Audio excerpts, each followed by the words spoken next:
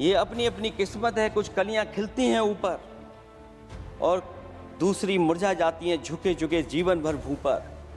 माना बदकिस्मत है लेकिन क्या वे महक नहीं सकती हैं? अगर मिले अवसर अंगारे सी क्या दहक नहीं सकती? जिस तरीके से माना बदकिस्मत है लेकिन क्या वे महक नहीं सकती हैं? अगर मिले अवसर अंगारे सी क्या दहक नहीं सकती? जिस तरीके से सभापति महोदय, मैं उत्तर प्रदेश से आता हूं, जहां पर प्रधान संसदीय क्षेत्र है। राजमाता पूजनीय अहिल्याबाई होलकर जी,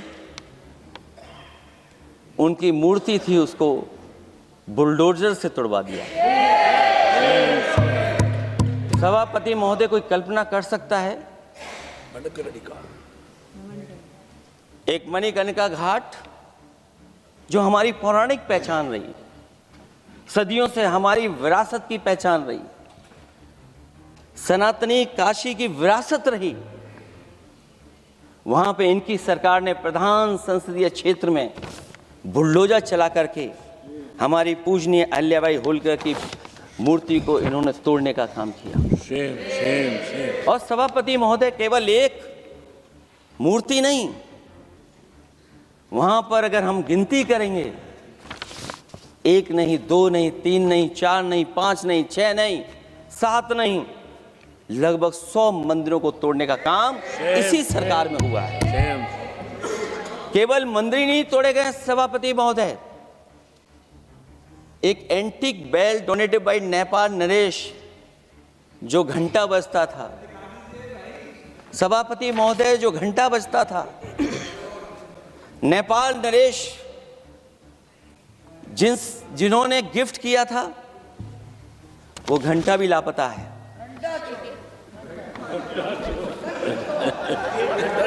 केवल घंटा ही लापता नहीं है,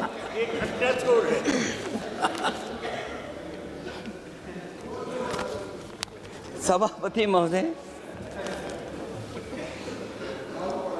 नमामि गंगा को लेकर के हमारे कानों में अभी भी वो बातें गूंजती हैं कि माँ गंगा ने मुझे बुलाया है। क्या बात है कि पिछले 11 साल से माँ गंगा ने बुलाया ही नहीं किसी को। माँ गंगा बह रही हैं, जो उसके पैरामीटर्स हैं, जिस पैरामीटर्स को हर दिन नापा जाता है, उसमें डिसॉल्व ऑक्सीजन, सीओडी, बीओडी और तमाम पैरामीटर्स, आज किस हालत में है माँ गंगा? कोई कह रहा था कि अब गंगा बहकर के दूर तक जाएंगी, लेकिन शायद वो ये नहीं जानते होंगे कभी कभी उल्टी गंगा भी बहती है। जब उल्टी बहेगी तो यूपी के आते आते आप बाहर हो जाएंगे। सभापति महोदय, नमामि गंगा, माँ गंगा में जुड़ने वाली नदियां, वरना नदी को एक संरक्षण कैसे हो, ब्यूटिफिकेशन कैसे हो, रिवर फ्रंट कैसे बने, उसकी शुरुआत की थी, लेकिन सभापति महोदय, इनकी बुलडोजर सरकार ने उसका काम रोक दिया। काली नदी किस हालत में है? यमुना के बारे में दिल्ली की सरकार जब बनानी थी तो कहा कि हम दुनिया का सबसे बेहतर रिवर फ्रंट बनाएंगे यमुना पर, इसी राजधानी में कहा गया। आज बताइए यमुना की हालत क्या है? और अगर यमुना दिल्ली में गंदी हो रही है तो ये बह करके जब यूपी जाती है तो मथुरा में भी गंदी है। और थोड़ा बहुत साफ गंगा इसलिए हो जाती है क्योंकि जब चंबल का पानी उसमें जुड़ता है, थोड़ी बहुत यमुना साफ हो जाती है, उसके बाद यमुना में भी कोई सफाई का सरकार ने इंतजाम नहीं किया। और आज भी मैं कहता हूं, देश का सबसे अच्छा रिवर फ्रंट अगर कहीं बना है तो लखनऊ में बना है, गोमती रिवर फ्रंट। जो लोग ये कहते हो कि दूसरा रिवर फ्रंट अच्छा है, मैं उनसे कहूंगा कभी लखनऊ के रिवर फ्रंट पर भी घूम करके आइए, तब आपको मालूम पड़ेगा कि रिवर फ्रंट क्या होता है। 26 जनवरी इसी वर्ष मैंने एक प्रतिष्ठित अखबार को पढ़ा और उसमें देखा मैंने कि high uranium in India's ground water, samples लिए गए हैं। एक्सपर्ट्स वार्न कर रहे हैं कि सेवरल हेल्थ रिस्क हैं उससे। Lead pollution alarming in 69 rivers in India contaminated, rivers are contaminated. हमारे पानी में पेस्टिसाइड है, इंडस्ट्रियल वेस्ट है, अनसेफ है ड्रिंकिंग के लिए।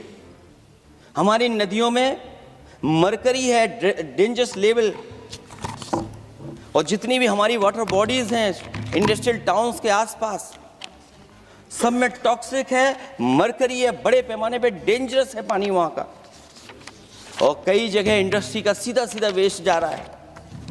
आर्सेनिक लेवल का सोच ही नहीं सकते हम लोग, जो मानक है उससे कई गुना ज़्यादा है। ये तो हमारे देश का पानी है जो नदियों में बह रहा है, जो अंडरग्राउंड वाटर बन रहा है हमारा। ठीक ही कहा हमारे माननीय सदस्य ने कि जो संपन्न हैं, प्रिविलेज्ड हैं, वो लोग तो पानी साफ करने की मशीन खरीद सकते हैं। हमारा गरीब क्या खरीदेगा? गरीब की हेल्थ को कितनी परेशानी और रिस्क है। यहाँ तक कि अंतर्राष्ट्रीय प्लेटफॉर्म पर हमारे देश को भी सुनना पड़ा एक प्रतिष्ठित चैनल पर कि आपके देश में इन्वेस्टमेंट क्यों आएगा, क्योंकि वहाँ आ ही नहीं सकता है, क्योंकि आपकी हवा खराब है। सोचिए, देश का पानी खराब हो, और ये मैं नहीं कह रहा हूँ, पानी खराब सरकार को मालूम है, नहीं मालूम है, लेकिन जो प्राइवेट कंपनियां हैं जिनको अपना पानी बेचना है, तो वो बता रही है कि आपके भारत के पानी में क्या क्या है। और ये बात गलत है तो सरकार ऐसी कंपनियों पर प्रतिबंध क्यों नहीं लगाते हैं कि इस तरह अपनी कंपनियों का सामान बेचने के लिए झूठा प्रचार कर रही हैं। जो चर्चा होने लगती है हवा खराब है, हालांकि उत्तर प्रदेश आते आते सरकार की भी हवा खराब हो जाती है। सरकार सबको डराती है, लेकिन सरकार को कोई नमस्कार न करे उसको नहीं डरा सकते आप। हमने तो कहा कि तुम लखनऊ से गए हो, लखनऊ का जो अदब है, लखनऊ का जो हमारी पहचान है, कम से कम अगर नमस्कार नहीं कर सकते तो आदाब तो कर ही देते वहां जाकर। जो लोग पिछड़े पीडीए उनके पक्षधर बनते हैं, आरक्षण को लेकर के कहते हैं कि हम आरक्षण देंगे, उनकी सरकारों में क्या अपॉइंटमेंट हो रहे हैं। मुझे याद है इससे पहले जब बहस हुई थी सदन में, वहां से बात निकली थी कि किस तरीके से अपॉइंटमेंट हो रहे हैं यूनिवर्सिटीज और कॉलेजेस में। मैं उसी पे कुछ कहना चाहता हूं। ये अपनी अपनी किस्मत है, कुछ कलियां खिलती हैं ऊपर और दूसरी मुरझा जाती हैं झुके झुके जीवन भर भूं पर। माना बदकिस्मत है, लेकिन क्या वे महक नहीं सकती हैं? अगर मिले अवसर अंगारे सी क्या दहक नहीं सकती हैं? जिस तरीके से आरक्षण पर खिलवाड़ हो रही है उसकी कोई कल्पना नहीं कर सकता था। विकसित भारत तभी विकसित भारत माना जाएगा जब हमारे पिछड़े, दलित, आदिवासी, अल्पसंख्यक मुसलमान भाई को बराबर का हक मिलेगा। और जब तक हक नहीं मिल रहा उनको, तब तक शायद विकसित भारत का देखने का सपना आधा अधूरा है। अभी अभी सुप्रीम कोर्ट ने कहा है माइग्रेशन को लेकर के, सुप्रीम कोर्ट ने 16 जनवरी को एक फैसला पलट दिया।